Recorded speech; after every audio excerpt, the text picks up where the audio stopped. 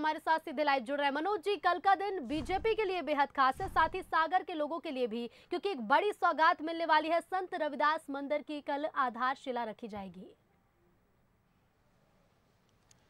देखिए, संत रविदास मंदिर की आधारशिला तो रखी जाएगी। 100 करोड़ की लागत से बनने वाला ये मंदिर होगा, लेकिन महत्वपूर्ण बात यह है कि 2023 और 24 से पहले बुंदेलखंड में एक संकल्प की यात्रा जिसे कहा जाएगा प्रधानमंत्री नरेंद्र मोदी की, वो यहाँ पहुंच रहे हैं। और खासकर हम दलित वर्ग की बात करें तो 19% पूरे बुंदेलखंड को हम देखें तो एक बड़ा वर्ग होता है जो कहीं ना कहीं प्रभाव छोड़ता है। और यहाँ पिछली बार जो 2018 में जिस तरह के समीकरण रहे, अच्छे रहे, लेकिन बहुत बेहतर नहीं कहा जा सकते। आप देखिए, तमाम लीडर लगातार बैठकों का दौर चल रहा है। भूपेन जी हैं, यहाँ के सांसद हैं, महापौर जी, तमाम लोग यहाँ मौजूद हैं और समझते हैं क्या असर पड़ने वाला। प्रधानमंत्री नरेंद्र मोदी यहाँ पहुँच रहे हैं। बुंदेलखंड वो है जहाँ से सत्ता की चाबी तो मालवा से मिलती है, लेकिन बुंदेलखंड वो है जो सहयोग करता है हमेशा। पिछली बार थोड़ा सा कम दिखाई दिया था, इस बार और बेहतर होगा प्रधानमंत्री क्या? देखिए मनोज जी, इस कार्यक्रम के पीछे कोई राजनीतिक एजेंडा नहीं है जी। ये हमारे देश के महान संत रविदास जी ने जो समरसता का संदेश हमारे देश में समाज को दिया है, उस समरसता के संदेश को जन जन तक पहुंचाना हम लोगों का उद्देश्य है।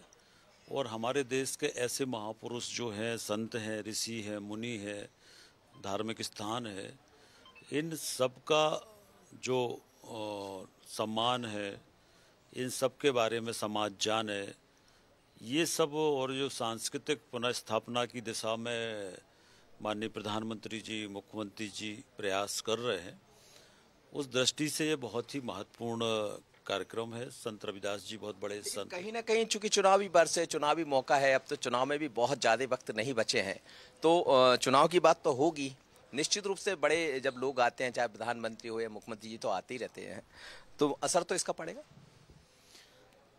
नहीं, देखिए, हमारा जो संत रविदास जी के विशेष रूप से अनुयायी हैं, उनको ये लगा कि 60 वर्षों तक देश में, प्रदेश में कांग्रेस ने शासन किया जी।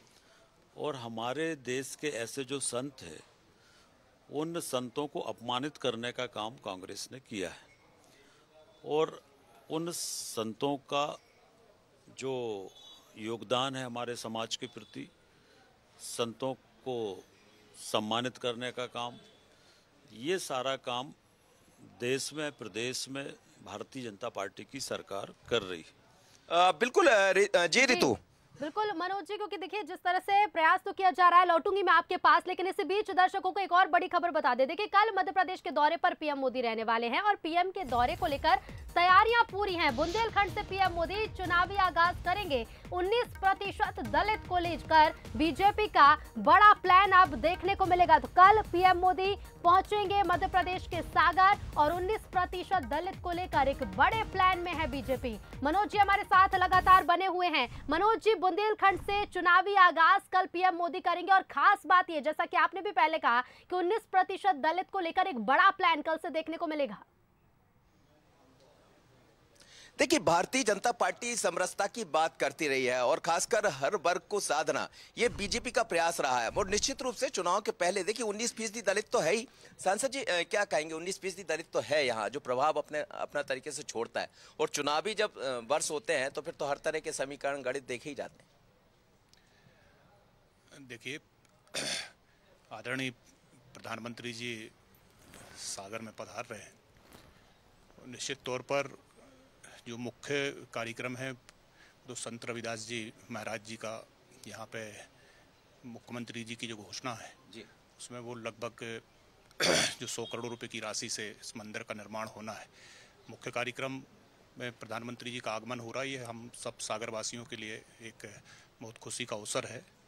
और जैसा आपने कहा कि चुनावी वर्ष है और चुनावी बातचीत होगी, तो निश्चित तौर पर आने वाले जो चुनाव हैं मध्य प्रदेश के और आने वाले लोकसभा चुनाव जो भी होना है जी, इसमें निश्चित तौर पर प्रधानमंत्री के आने से, मुख्यमंत्री जी के आने से निश्चित तौर पर कार्यकर्ताओं में भी स्फूर्ति आती है और इसका लाभ निश्चित तौर पर इस पूरे क्षेत्र के लिए होगा। मेरा माट मेरा देश, मेरी माटी मेरा देश, 5 जगह से आप लोग माटी लेकर आ रहे हैं, जल लेकर आ रहे हैं। तो इसमें समरसता भी छुपी है और बाकी चीजें भी। देखिए मनोज जी, इस पूरे आयोजन को लेकर सरकार के द्वारा मध्य प्रदेश में 5 समरसता यात्राएं प्रारंभ की गई थी, जो आज सभी सागर पहुंच रही है। और इन यात्राओं के माध्यम से हमारे प्रदेश की जो जितनी भी नदियां, उनका पवित्र जल, जो हमारे यहाँ की मिट्टी है गांव-गांव की, वो मिट्टी, ये सब कल कार्यक्रम स्थल पर पहुंचेगी। आज रात तक यात्राएं पहुंच जाएंगी। तो ये सब भी वहाँ हमारे प्रदेश के करोड़ों लोगों की भावनाएं और पवित्र जल, उसके लिए कुंड हम लोग वहाँ पर बना रहे हैं। संत रविदास जी का जो भव्य मंदिर बन रहा है, वहाँ पर कुंड भी बन रहा है और उसमें ये सारा जल, उसमें इस जल को डाला जाएगा। रितु जैसा कह रहा है, लेकिन तमाम वरिष्ठ नेता हैं भारतीय जनता पार्टी मध्य प्रदेश के सागर के, और तैयारी में है। और निश्चित रूप से देखिए, चुनावी बात भले ना की जाए, लेकिन जब चुनाव के वर्ष में ये सब होता है और बहुत नजदीक है विधानसभा के चुनाव, और 2024 की तैयारी में भी भारतीय जनता पार्टी लगी है। प्रधानमंत्री पहले भी आकर गए हैं, पहले बिंद पहुंचे थे, अब यहाँ तैयारी है बुंदेलखंड की। तो बुंदेलखंड में बीना रिफाइनरी की भी एक सौगात देने वाले। बिल्कुल बड़ी सौगातें दी जाएंगी और बेहद खास ये कल का दिन होगा। फिलहाल मनोज जी, शुक्रिया आपका हमसे जुड़ने के लिए और तमाम बातचीत के लिए। और चलिए अब मध्य प्रदेश के बाद बात